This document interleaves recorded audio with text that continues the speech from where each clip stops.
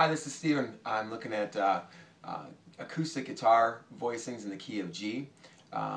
So if you want to look down here at what I'm doing, these are voicings that I prefer for G, and I'll go through the whole numbering system here. So here's the one in the key of G at G5. So what I'm doing here is I have these top two fingers locked down on the B and E strings. I have the low E string playing the G in the 3rd fret. I'm muting with the soft part of this finger, I'm muting the A string. So it sounds like that. That's the one. I prefer that a lot to this sound that you might hear, because that has the 3rd, or even this one, which has the 3rd ringing out. I definitely prefer this voicing. Works a lot better in a band or in a group environment where you're playing with others. The 4, or the C in this key would look like this. I'm basically just moving this finger up one string. I'm reaching around, muting this string, also muting the D string, and playing a C like that, which is a 4 chord. Sometimes I'll actually use this finger and play here. Not always, and you can see you pushing this finger, it's still keeping this one muted. But a lot of times I'll play it like this, just easier. Okay, the 5 chord would be the D. I play a D suspended here. I reach around, mute here, start my strum here. And also, you'll see I bring this finger back because sometimes I want to resolve it and play like a traditional E, but I usually don't resolve it, but some songs require that you do that. The minor 6 is an E minor. Again, notice I'm keeping these two fingers here. You may have learned an E minor like that, but how I play it in the key of G is like this. Okay, so those chords, the 1, 4, 5, 6, are generally what you'd need to play most songs. However, I'm going to go through kind of the other chord shapes in the G scale. So I'll go over those pretty quickly. Okay, so we're back at 1, or at G. If I go to a minor 2, remember the 2s and 6, well, 2, 3, and 6 are minor.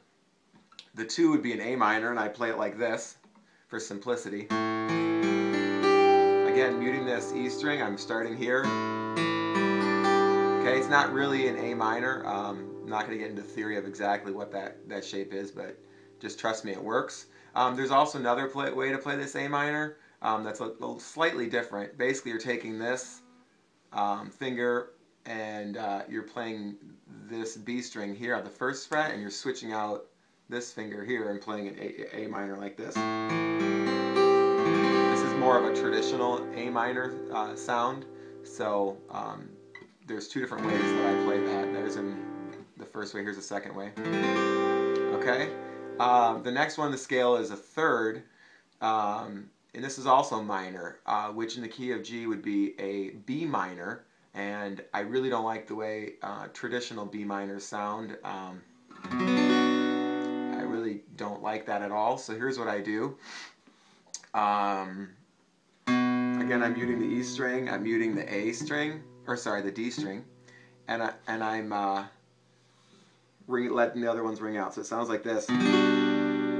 That's my B minor shape. Now, the other one thing to think about is a chord, or a chord that comes up in a lot of songs is a 3 underneath the 1. So that would actually sound like this. Okay, so you'll hear a song that goes like this sometimes.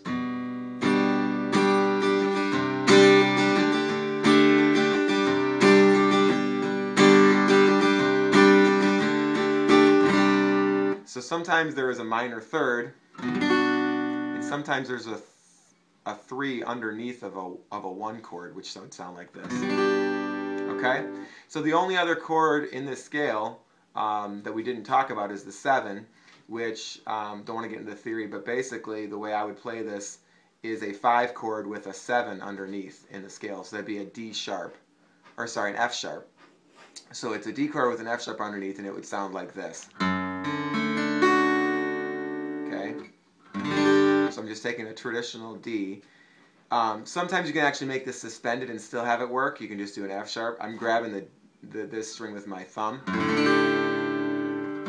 This is really useful when you're doing like a song that has a walk down from a 1 to a 6. So you could do a song like this.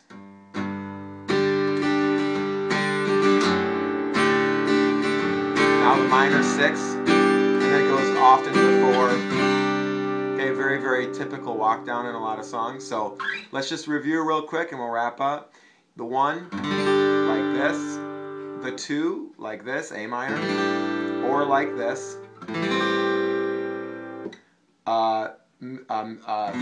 over a major 1. Or if it's a minor third, it would sound like this for a B minor.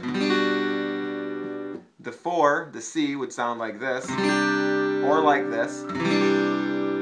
The 5, if I have to resolve, would look like this. The 6, minor 6. And then the 7 shape, or resolved, and then 1. Okay, so hopefully this helps. As you can tell, if you practice these shapes by keeping the top 2 fingers locked, it'll help you be able to change chords quickly. It also sounds very clean and open.